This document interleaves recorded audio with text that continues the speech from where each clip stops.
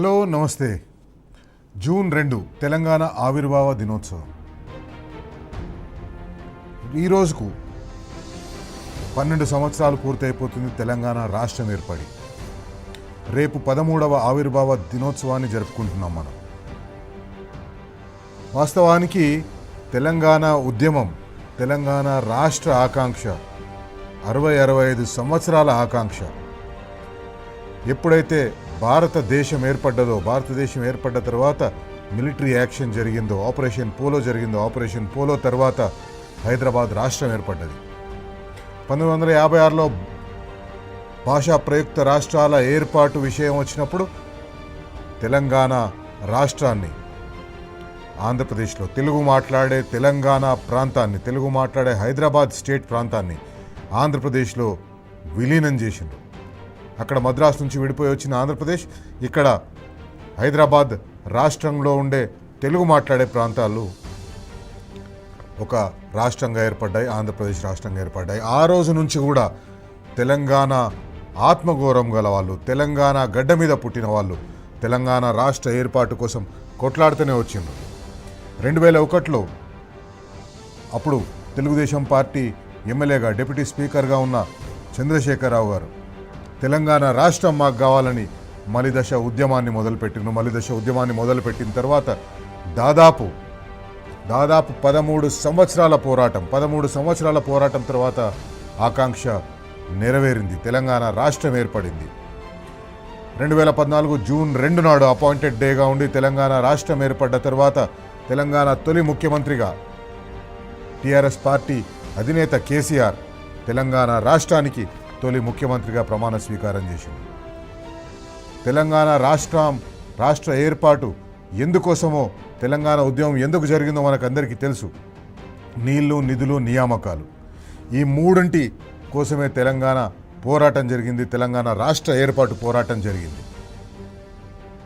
తెలంగాణ రాష్ట్రం ఏర్పడ్డ తర్వాత 10 సంవత్సరాలు అధికారంలో ఉన్న బీఆర్ఎస్ పార్టీ, 10 సంవత్సరాలు ముఖ్యమంత్రిగా ఉన్న కేసీఆర్ గారు తెలంగాణ రాష్ట్రాన్ని భారతదేశంలోనే నంబర్ 1 రాష్ట్రంగా తీర్చిదిద్దాలనే ఆకాంక్షతో పరిపాలన కొనసాగించింది. దేశంలో ఎక్కడా లేని పథకాలను తీసుకొచ్చిండ్రు. నీళ్ల కోసం ఏ రకంగా అయితే మనం పోరాటం చేసినామో, నీళ్లు లేక మన బీళ్ళు ఎట్లయినాయో ఆ బీళ్లను మళ్ళుగా మరిచే కార్యక్రమాన్ని తీసుకున్నాం.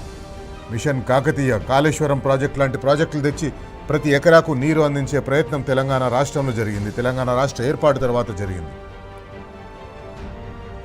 మన ఉద్యోగాలు మనకే కావాలని ప్రెసిడెన్షియల్ ఆర్డర్కి అమెండ్మెంట్స్ తీసుకొచ్చి మన ఉద్యోగాలు మనకే వచ్చేటట్టు ఆ రోజులో కొట్లాడినాం.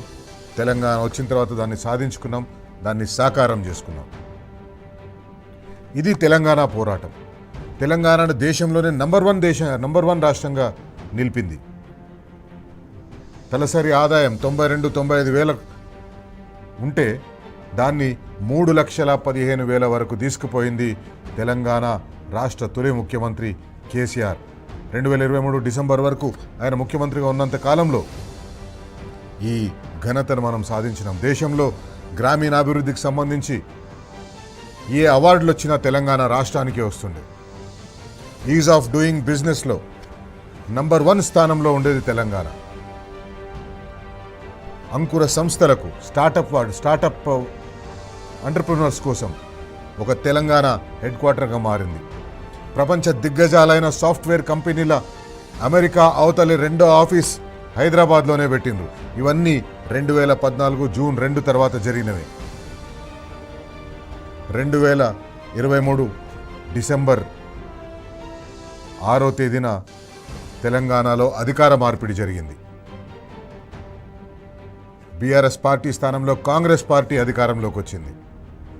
6 గ్యారంటీలు, 420 హామీలు ఇచ్చి కాంగ్రెస్ పార్టీ అధికారంలోకి వచ్చిన తర్వాత సుభిక్షంగా ఉన్న తెలంగాణలో ప్రతి పథకం అమలు జరిగే విధంగా జాగ్రత్తలు తీసుకున్న బీఆర్ఎస్ పార్టీ ప్రభుత్వం రైతు బంధు కానివ్వండి, రైతు బీమా కానివ్వండి, కేసీఆర్ కిట్ కానివ్వండి, మిషన్ భగీరథ ద్వారా ఇంటింటికి నల్ల నీళ్లు కానివ్వండి, కళ్యాణ లక్ష్మి, షాదీ ముబారక్,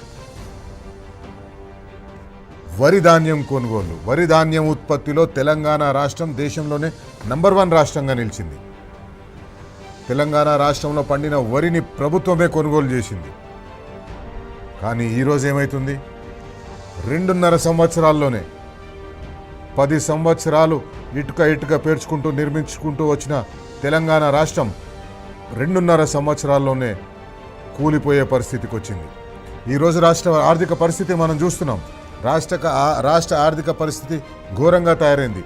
కాంగ్రెస్ పార్టీ ప్రభుత్వం గత 2.5 సంవత్సరాల్లో 3,80,000 కోట్లకు పైగా అప్పులు తీసుకొచ్చింది. ఆ తీసుకొచ్చిన అప్పులన్నీ కాంట్రాక్టర్లకు బిల్లులు చెల్లించి ఆ బిల్లుల్లో కమిషన్లు తీసుకొని ఆ కమిషన్లు మూటలు కట్టి ఢిల్లీకి పంపిస్తుంది. కేసీఆర్ గారు మొదటి నుంచి చెప్తూ వచ్చిండ్రు, తెలంగాణ ఇంటి పార్టీ బీఆర్ఎస్.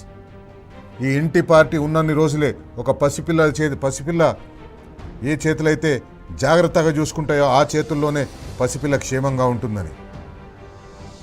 కానీ ఈరోజు తెలంగాణ ప్రజల సంక్షేమం కోసం, తెలంగాణ ప్రజల అభివృద్ధి కోసం ఏ పథకాలు అయితే తీసుకొచ్చినో ఆ పథకాలన్నీ ఒక్కొక్కటిగా నీరుగారుస్తూ పోయింది. కాంగ్రెస్ పార్టీ వచ్చిన 2.5 సంవత్సరాల్లో రైతు బంధుకు రామ్ అని కేసీఆర్ అంటే మేమేమన్నా దివానాగార్లమా అన్న ముఖ్యమంత్రి రేవంత్ రెడ్డి ఈరోజు అదే రైతు బంధుని ఇయ్యలేకపోతున్నాడు.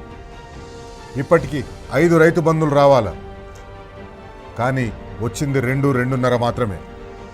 ఇంకా 2.5 ఎగ్గొట్టేసింది. ఏ రైతులకైతే పెట్టుబడి సాయం వస్తుందో, ఏ రైతులైతే పెట్టుబడి సాయంతో వ్యవసాయాన్ని పండగలాగా చేసిండ్రో ఆ రైతులు ఈరోజు గోసపడే పరిస్థితి వచ్చింది. వాళ్ళు పండించిన ధాన్యాన్ని కూడా కొనే పరిస్థితిలో కాంగ్రెస్ పార్టీ ప్రభుత్వం లేదు. కాంగ్రెస్ పార్టీ ప్రభుత్వం మొన్నటి పంట మనం చూసినాం. 141 లక్ష మెట్రిక్ టన్నుల పంట వండితే వాళ్ళు కేవలం సగం పంట మాత్రమే కొంటందుకు ఏర్పాట్లు చేసినారు. ఆ సగం పంట కొంటందుకు చేసిన ఏర్పాట్లలో సగం కూడా కొనలేదు. ఈ రోజుకు ఇప్పుడు మనం మాట్లాడుకునేటప్పటికీ కూడా రేపు తెలంగాణ ఆవిర్భావ దినోత్సవంగా యావత్ తెలంగాణ పండగలా చేసుకుందాం అనుకుంటున్న తెలంగాణ ఆవిర్భావ దినోత్సవం రోజు కూడా ఇంకా పంట కొనుగోళ్ల కోసం రైతులు ఎదురు చూస్తూనే ఉన్నారు. రైతు భరోసా కోసం రైతులు ఎదురు చూస్తూనే ఉన్నారు. తెలంగాణ కాంగ్రెస్ పార్టీ లాంటి పార్టీ అధికారంలోకి వస్తే అబద్ధాల మాటలు చెప్పి, మాయ మాటలు చెప్పి ఓట్లు గుంజుకుంటున్న కాంగ్రెస్ పార్టీ అధికారంలోకి వస్తే ఎట్లా ఉంటుందో కేసీఆర్ గారు అనేక సందర్భాల్లో హెచ్చరించిండ్రు. అసెంబ్లీలో హెచ్చరించిండ్రు, బహిరంగ సభల్లో హెచ్చరించిండ్రు, బీఆర్ఎస్ పార్టీ మీటింగ్లో హెచ్చరించిండ్రు. ఒకసారి కేసీఆర్ గారు ఒక సందర్భంలో ఎట్లా హెచ్చరించిండ్రు, ఏం హెచ్చరించిండ్రో అది చూద్దాం. నచ్చిందంటే మన దగ్గర గాలి గాలి గత్తర గత్తర అన్ని అబద్ధాలు చెప్పడం, అబాండాలు వేయడం, లేనిపోని బదనాములు పెట్టడం, నానా రకాల కథలు జరుగుతూ ఉంటాయి. అందుకే నేను మిమ్మల్ని కోరేది, నేను చెప్పే 4 మాటలు తప్పకుండా 10 మందిలో చర్చించి మంచి చెడు ఏదో నిర్ణయించాలని చెప్పి నేను కోరుతా ఉన్నా. అప్పుడే మంచి రాయి ఏదో రత్నం ఏదో తేలే అవకాశం ఉంటుంది. అందుకోసం తప్పకుండా మీ గ్రామాలలో మీరు చర్చించమని నేను కోరుతా ఉన్నా. ఈ రాష్ట్రం ఏ పార్టీ చేతులలో ఉంటే సురక్షితంగా ఉంటుంది, ఎవరు ఉంటే మనకు మేలు జరుగుతుంది అనే విషయాలు మనం ఆలోచించకుండా ఓట్లేస్తే ఆగమయ్యే అవకాశం ఉంటుంది. ప్రజాస్వామ్యంలో ప్రజల దగ్గర ఉండే ఒకే ఒక వజ్రాయుధం మీ ఓటు హక్కు. అది సద్వినియోగం అయితే మంచి జరుగుతుంది, లేకపోతే ఓటు మన తలరాతను కూడా మారుస్తుంది. ఎవరో కాంగ్రెస్ ఆయన ఏడ్చిండు అని మనం ఓట్లయితే ఏమైతే ఏడ్చిండు తుడిచానని ఓట్లు వేస్తారా ఏనన్నా? అయితే మనం ఏడవాలిగా. ఓట్లు వేస్తే కరెంటు పోతుంది, కరెంటు కాటగలుతుంది, రైతు బంధుకు రామ్ అంటారు, మళ్ళీ ఆఫీసుల చుట్టూ తిరగాలి, మొత్తం ప్రజలు మనం ఏడవాలి. ఇక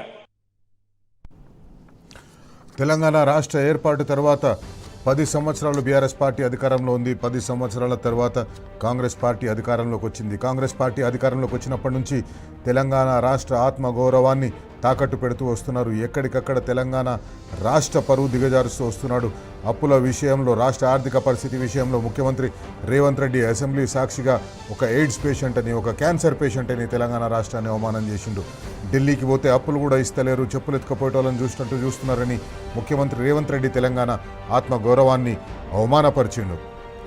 తెలంగాణ రాష్ట్ర ఏర్పాటుకు తెలంగాణ ఉద్యమం సందర్భంగా తెలంగాణ తల్లికి రూపకల్పన జరిగితే ఆ తెలంగాణ తల్లి బోసిపోయేటట్టుగా తల్లి విగ్రహాన్ని తీర్చిదిద్దిండు. బతుకమ్మని తెలంగాణ తల్లి నుంచి దూరం చేసిండు. బంగారు కిరీటంతో దగదగా మెరిచిపోతున్న తెలంగాణ తల్లిని ఒక బోసి మెడతోటి బోసి తలతోటి తెలంగాణ తల్లి అని కాంగ్రెస్ తల్లిని ఏర్పాటు చేసి తెలంగాణను తక్కువ చేసే పని చూపించింది. తెలంగాణ ఆత్మగౌరవాన్ని తాకట్టు పెట్టడం కోసం ఈ కాంగ్రెస్ పార్టీ ప్రభుత్వం చేయని పని లేదు. ఏ నీళ్ల కోసం అయితే తెలంగాణ ఉద్యమం జరిగిందో ఆ నీళ్ల కోసం జరిగిన ఉద్యమాన్ని తాకట్టు పెట్టిండు. ఈరోజు గోదావరి జలాలు కానివ్వండి, కృష్ణా జలాలు కానివ్వండి, ఆంధ్రప్రదేశ్ రాష్ట్రం యథేచ్ఛగా దోచుకపోతుంటే, యథేచ్ఛగా ప్రాజెక్టులు నిర్మిస్తుంటే ఒక్క ప్రాజెక్టును కూడా అడ్డుకోలేకపోయినరు. కాళేశ్వరం ప్రాజెక్టు కట్టిన తర్వాత ఆ కాళేశ్వరం ప్రాజెక్టు కింద లక్షలాది ఎకరాలు పంట పండుతుంటే ఈరోజు ఆ కాళేశ్వరం ప్రాజెక్ట్ని పండుకోబెట్టిండ్రు. ఇదంతా చేస్తున్నది ఏ రాష్ట్రం నుంచైతే మనం విడిపోయినామో, ఏ రాష్ట్ర బానిస సంఖ్యల నుంచైతే మనం విడిపోయినామో ఆ రాష్ట్రం బాగు కోసమే. అందుకే ఈరోజు బరాబర్ అడుగుదాం టీ న్యూస్ వేదికగా, టీ న్యూస్ తరఫున బరాబర్ అడుగుదాం తెలంగాణ రాష్ట్ర ఆవిర్భావ దినోత్సవం జరుపుకుంటున్న ఈ సందర్భంగా తెలంగాణ రాష్ట్రంలో ఏం జరుగుతుంది, తెలంగాణ ఆవిర్భావ దినం ఎందుకు మనం ఈరోజు ఇట్లాంటి పరిస్థితులు జరుపుకోవాల్సి వస్తుంది, బరాబర్ అడుగుదాం. జూన్ 2 తెలంగాణ ఆవిర్భావ దినం. కానీ ఇక్కడ ఒకటే ప్రశ్న, అవతరణ జరుపుకుంటున్నామా లేక తెలంగాణ రాష్ట్రం ఆత్మను కోల్పోతున్నామా? బరాబర్ అడుగుదాం.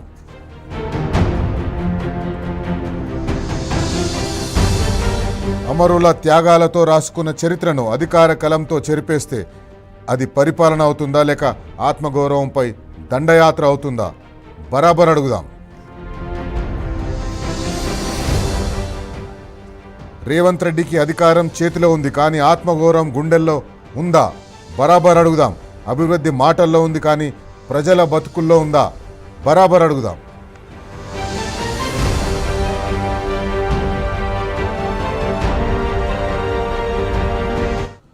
రైట్, ఒక చిన్న బ్రేక్ తీసుకుందాం. బ్రేక్ తర్వాత తెలంగాణ రాష్ట్ర ఆవిర్భావ దినోత్సవం సందర్భంగా ఈరోజు మనం ఎన్ని కష్టాలు పడి తెలంగాణ సాధించుకున్నాం, ఎన్ని కష్టాలు పడి తెలంగాణను నిర్మించుకున్నాం, ఆ సాధించుకున్న తెలంగాణ, అట్లా నిర్మించుకున్న తెలంగాణ పరిస్థితి ఏంది ఈరోజు